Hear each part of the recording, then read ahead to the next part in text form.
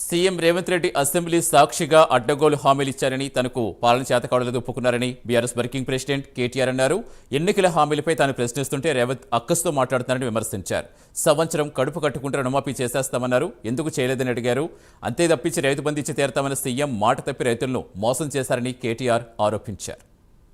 ఎన్నడూ చెప్పనన్ని అసత్యాలు, ఎన్నడూ చెప్పనన్ని దారుణమైన అబద్ధాలు స్వయంగా ముఖ్యమంత్రి నోటెంబడే రావడం అనేది నిజంగా బాధాకరం.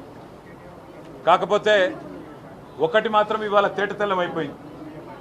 ముఖ్యమంత్రి రేవంత్ రెడ్డి ఈరోజు ఒక కన్ఫెషన్ స్టేట్మెంట్ ఇచ్చిండు. ఒక కన్ఫెషన్ స్టేట్మెంట్ ఇచ్చి అప్రూవర్ అయిపోయింది. ఏమని?